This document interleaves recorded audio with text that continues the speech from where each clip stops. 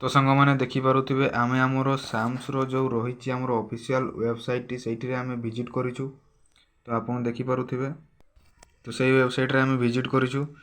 तो मुझे आपन को देखईदेवी आमर जो पूर्व वर्ष कौन कटअप रही एवं वर्तमान जो आमर आसी जो कटअप आमर जो एक्सपेक्टेड रही ए वर्ष जो कटअप एक्सपेक्टेड रही आपन को जनईदेवी केबे रिजल्ट बाहर आपन को ए वीडियो रे जनईदेवी। तो देखिपे आपन या साम्सर ऑफिशियल वेबसाइट। तो आपन तलक स्क्रॉल करेंगे तो आमर देखिए लेफ्ट साइड रे आपनकर रही जो स्कूल एंड मास एजुकेशन जो रही से देखो तले डीएलईडी नामक गोटे ऑप्शन रही आपनकर से आपन को क्लिक करार अच्छी।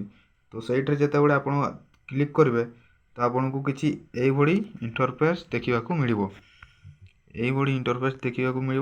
तापर आप तलक स्क्रॉल करेंगे स्क्रॉल करेंगे देखु देखु आप लास्ट रे पाइबे कटअप मार्क जो लिखाई देखो कटअप मार्क जो ऑप्शन टी रही ताकू आप क्लिक करेंगे।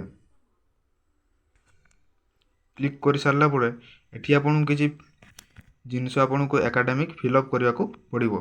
प्रथम देती सीजन क्यों सीजन ता आप सिलेक्ट करेंगे। देखो मुझे 2024-26 या क्लिक करेंगे।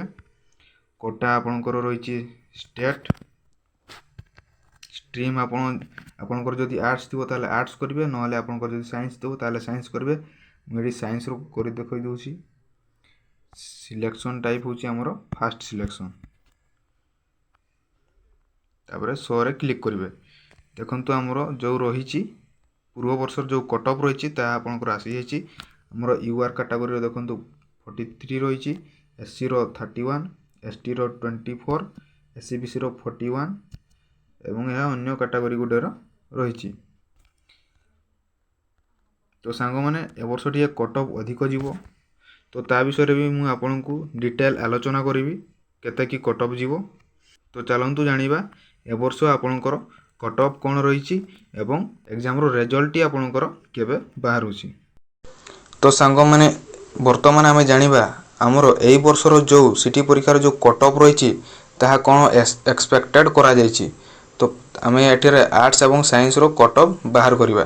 तो प्रथमे आम देखा यूआर कैटेगरी यूआर कैटेगरी आमर रही 40 रु 45 साइंस रही 45 रु 50 और एससीबीसी कैटेगरी रही आमर आर्ट्स 38 रु 43 साइंस 42 रु 47 और एसटी रखाई 28 रु 33 आर्ट्स 32 रु 35 साइंस और एससी आमर रखाई 33 रु 38 और 37 रु 42 साइंस। तो आमर रिजल्ट एक्सपेक्टेड डेट रोची आमर 15 सेप्टेम्बर 2025 आमर एक्सपेक्टेड डेट रोची।